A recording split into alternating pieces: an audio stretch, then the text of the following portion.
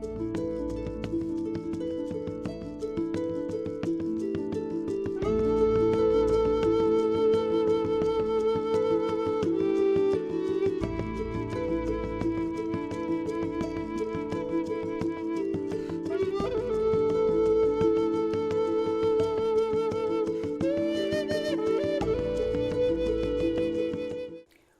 to The Writer's Dream, where authors can talk about how they write their books, how they publish their books, and how they market their books.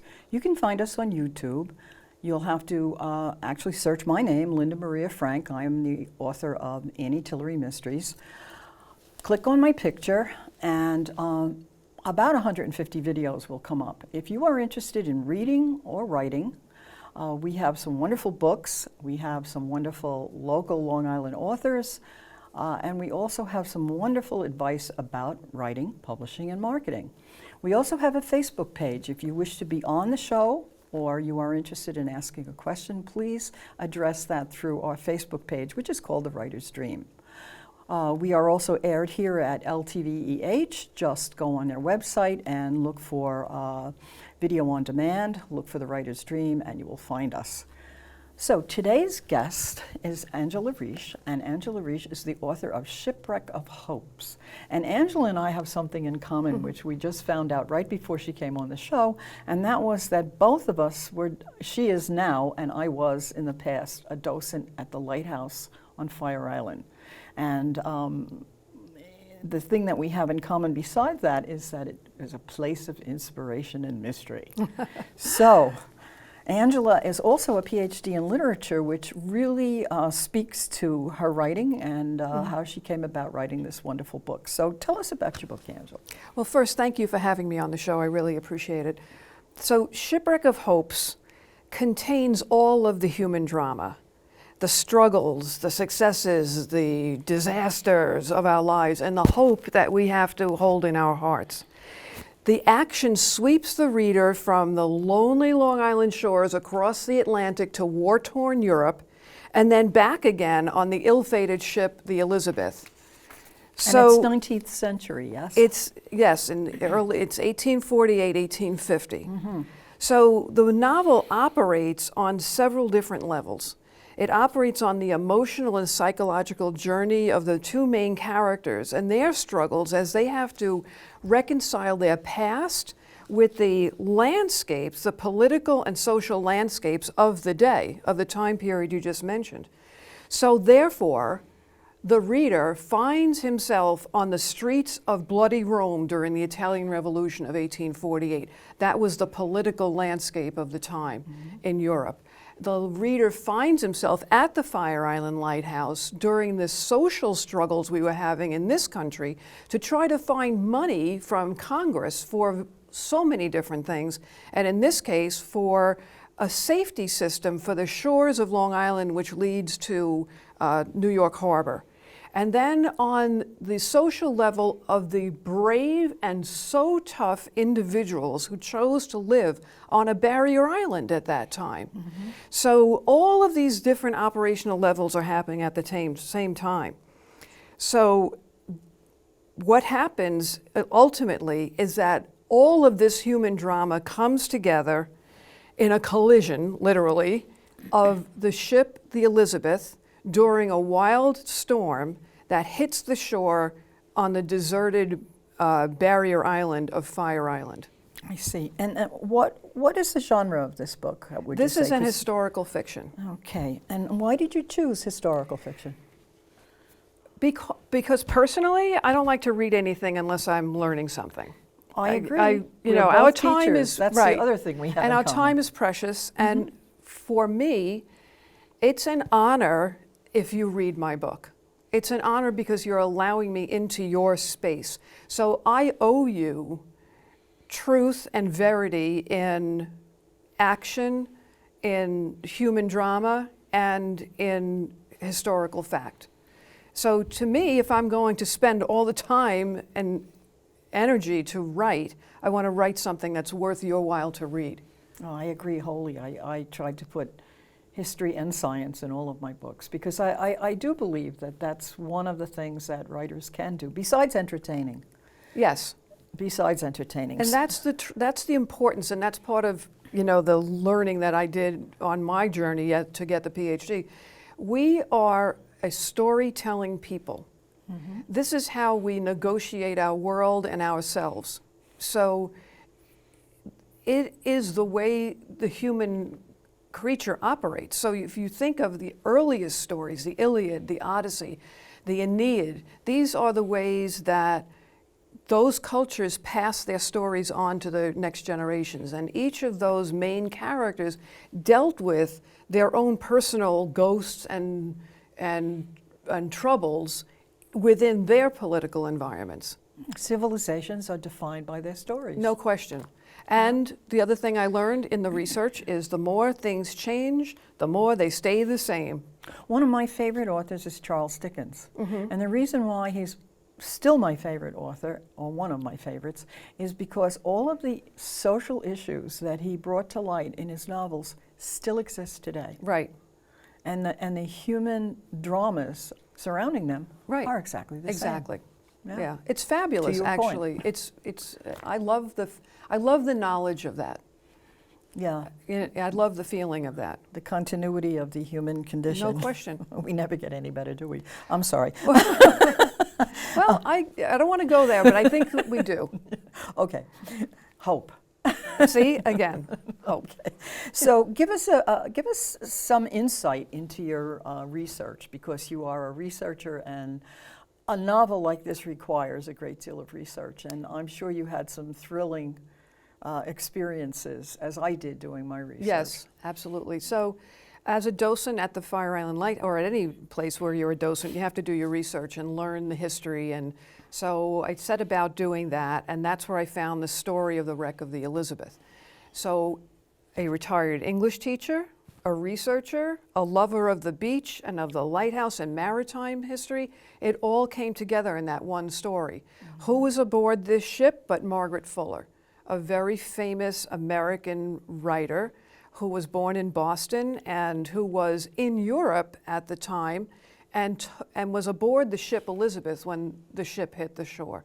So it turned on all of my hot spots: a writer, the beach, the lighthouse, and the history. So now I have all of these many historical avenues to travel down. Just reading about Margaret Fuller was a study in itself. She's a real person. Yeah, absolutely. She was very important in her day. Her father was Timothy Fuller. He was a Massachusetts congressman at the time, and he tutored her his Harvard education at a time when women, their education was to sew and to sing and to be pleasant. Here's a young woman with all of the classical education that there was. So she was an anomaly. She had no peers. But her friends were Henry David Thoreau, Ralph Waldo Emerson, the Transcendentalist group. She was a wonder, and I could go on forever with her because I have such admiration for her. But that was a whole research area. The other research area is the maritime history. We did not have a safe coast at the time when this country was growing, and all of Europe was heading for New York Harbor. So Long Island beaches are just littered with shipwrecks. So that was another whole study. The people, there was a lot of publicity on this wreck. Even though there were so many, this wreck got a lot of publicity because somebody famous was on the boat. So like it's just like Titanic. now, right? If something happens to you and me, nobody cares, but if you're famous, it's all over Twitter and everything. So there were many, many months of front page coverage on this shipwreck, which as a researcher was really good for me because I got a lot of names of people who were involved. And people like to talk about one another, so the locals who were involved in the aftermath of the wreck, who were the only people who were there for days, I was able to find who they were. I was able to do the research. I found their graves on Long Island. I found their stories. I found the census of the time and to see who was who and who went where. So it was great. All these different research areas, which is why it took me 5 years of research to do the book. But can I tell you like one really cool research story? I hope so. So I went to I have many of them, but I went to Oh, Harvard. feel free. I went to Harvard University to read the Fuller family papers and I made a research appointment. I went up there and I was able to hold in my hand a diary that survived the wreck. It was all waterlogged and messed, but it was Margaret Fuller's writing. I was able to find her letters. Did she survive? Of course she Oh, did. I'm not doing any spoilers today. Oh, okay. So I have to read the book. Okay. So I will. I did. anyway, I was able to find and hold and handle original documentation, which is the way to go in terms of research, because otherwise you're dealing with hearsay. Anyway, I did what I could do there. I came home. 2 weeks later, I got an email from the librarian at Harvard who said to me, we just made an acquisition that I think would be useful for you in your research. So she notified me that they acquired Henry David Thoreau's notes. Now, Henry David Thoreau was her friend. After the wreck, he came down to investigate. He spent 5 days on Fire Island, interviewing all the survivors and writing notes. Now, if you're a Margaret Fuller scholar, you'll know that in every biography, his report is included. It's well known. But what Harvard acquired was not his report, but the notes he used to make the report that had been hidden and buried for all these years. Something like this, right? Worse. In fact, I could show you. May Please. I? Imagine reading this handwriting. Just, that's it. Tilt it a little this way. That's it. There you go. Look at this mess, right? But the opening lines say, I am writing this at the house of Smith Oaks within 1 mile of the wreck. So here now I have his notes of the interviews that he took of all of the survivors, which helped me to confirm my characterizations of those local people. Yeah, you know, I think that people who, I think people can really appreciate this. Readers can really appreciate the fact that in your book, what you try very hard to do is to create the mood, to create some sense of the characters. And when you're doing your research, to be able to go to some place that enables you to go into that zone, so to speak, really helps you to lend authenticity to your writing. And it's so important to be able to do that. It is. It actually means, it meant everything to me, because I can tell you that handling the Margaret Fuller documents, handling them just gives you a vibe. And being in the space itself. So we are Long Islanders, very fortunately, so I'm at these beaches. Can I read my first? Certainly. I wish you... Now that we're on the topic, because I tried to establish the vibe of the beach, if you're a beachgoer. I'll let you know This is what if it's I authentic. feel when I go. This is where my observation, but I'm not going to read a lot, but it seems I go to visit pertinent. the deer once a week. I do. There are so many of them. They're so beautiful. Hannah Oakes stood alone atop the highest dune. The sun shone bright on her tanned skin as the wind swept back her long blonde hair let loose. Arms toned from toil hung idle, legs stood strong and apart, feet firmly set, bare, calloused upon a new growth of sparse, wild grass. Her cotton frock whipped backward and between her legs, revealing her youthful shape. Here she faced the mighty sea, its jagged surface gleaming like glass in the sun. She remembered a life that seemed so long ago, distant, yet still visceral. An impenetrable shadow remained, though time blurs the edges of memory. This about a young girl unsuspecting, taken by surprise and helpless. So despite the passing of the years and across the miles, haunting memory dreams would not release Hannah. They kept her prisoner, chained, startled awake many a time from deep slumber by a flash of awareness. Then she'd know it again all at once, that once upon another time there was a child who died, who Hannah buried deep and forever.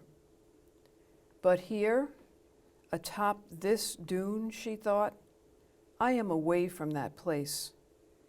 This island keeps me captive. This island keeps me safe. So is Hannah also a real person, Hannah Oakes? Yeah, well, every character in the book is a real person. Okay. Hannah is the only one I took liberties with. It's because every other person in the book had enough history attached to them and enough stories in the newspapers or whatever attached to them for me to have dictated to me their personalities. Hannah is an actual person. I saw her name on the census. I knew her age, when she lived, and the fact that she was Smith Oakes' wife.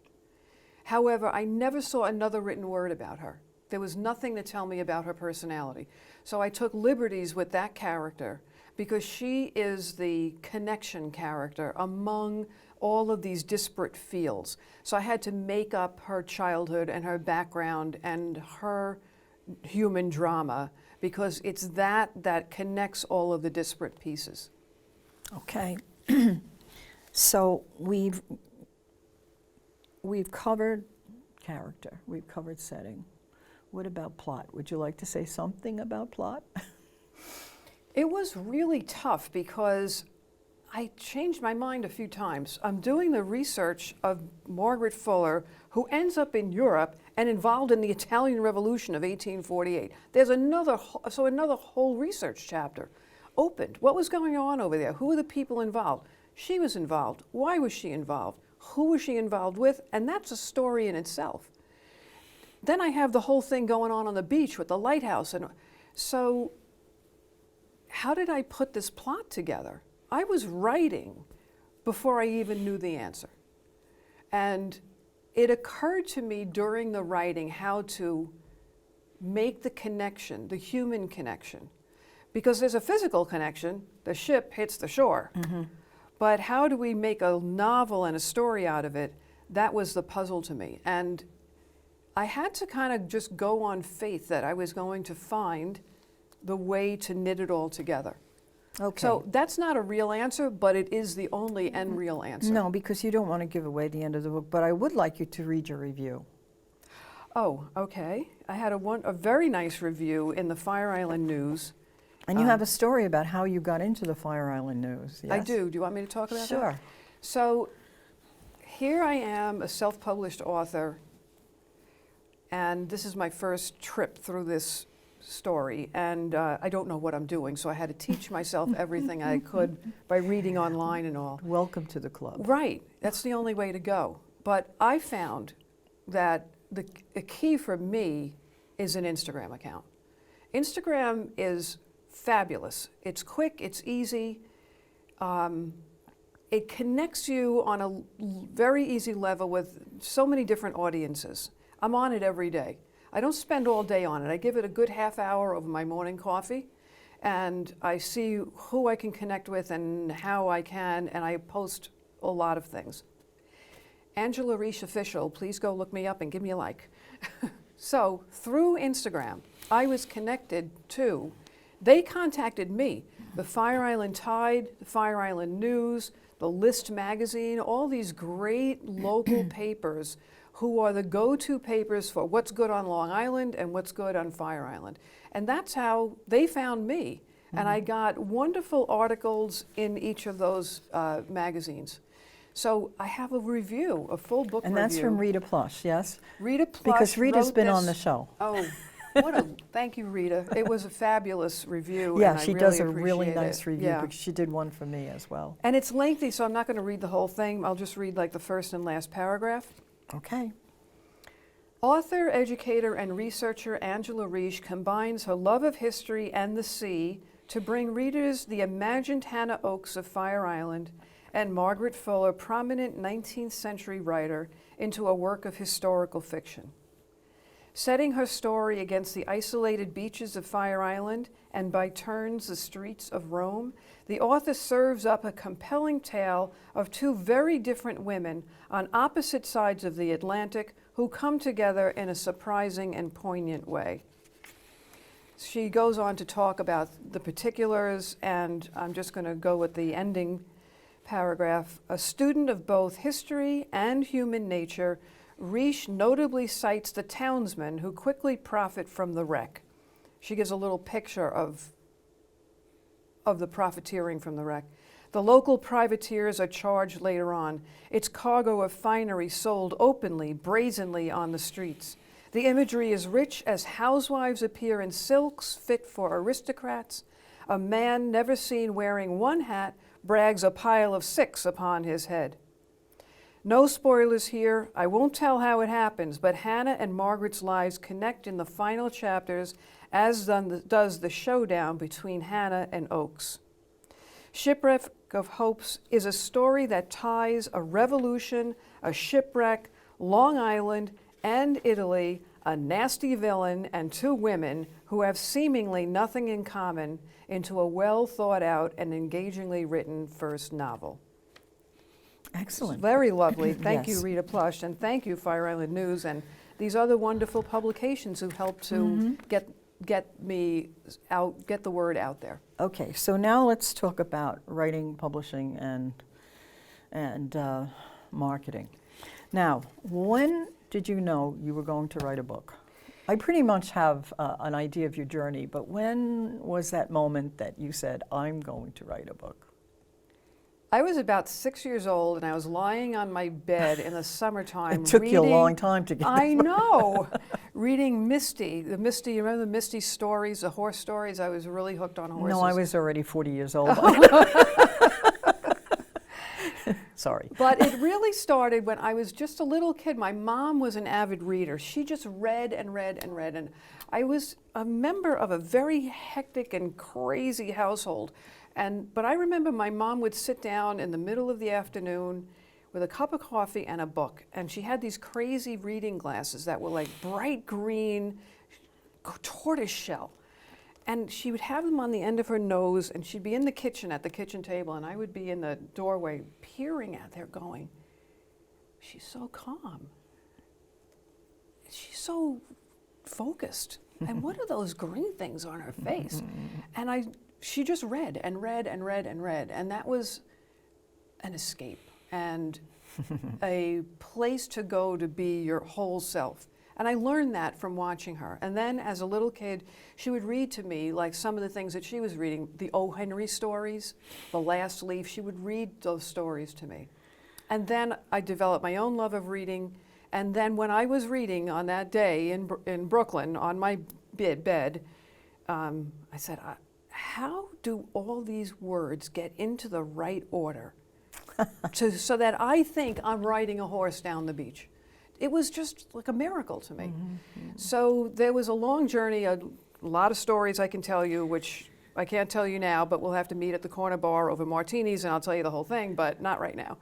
And it did take me a long time because life has twists and turns to it. But it was instilled in me, I guess, is the short answer. Yeah.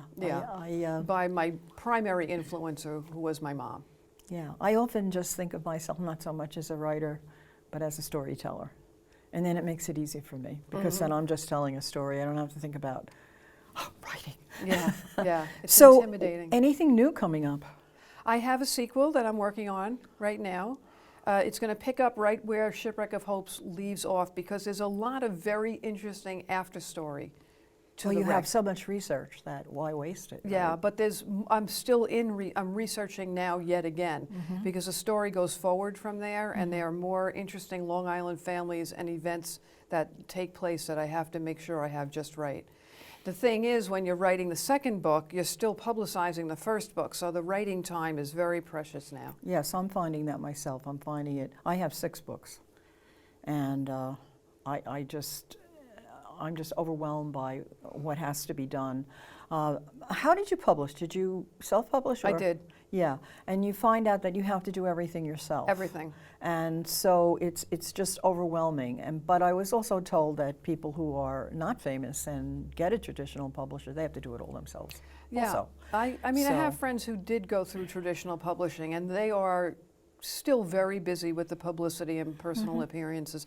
The thing about self-publishing, it's a lot of work, and more than I ever bargained for, but you're in control of your project all the way. That's right. Nobody's telling you what to do, and I'm not young anymore. I don't like people telling me what to do anymore. Well, yeah. So it's good to be in control of your project and decide where you're going and when, and I like it. I'm happy I made the decision. Supposedly there are 5 publishing houses left, and when I decided to publish my first book, I said to myself, I'm too old to wait to be discovered. I hear you. I don't want to be like, I don't know, Van Gogh and be dead by the time this book comes out. Right.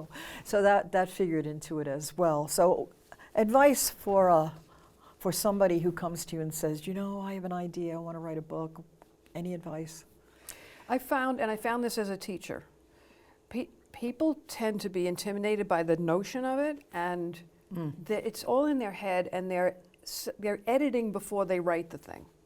You can't edit something that's not written. So just write, and then you go back, and the actual writing occurs in the editing process. But if you don't take that first step of committing some pages, there's nothing to edit. There's no journey to start on. So do not just talk about it, think about it, but start writing. Because it all changes anyway. As you shape it, it becomes the thing that happens in the process of the writing. Okay, that's good advice. I'm an outliner, so and I have to have a structure before I start writing. But I'm changing a little bit now because the things I've been writing now are kind of happening by themselves. So it's been a pleasure to have you on the show. Thank you so much. I appreciate it. And good luck with the new project. I can't wait. And we'll have to talk about book reviews because book reviews are very important. So thanks, Angela. Thank you so much.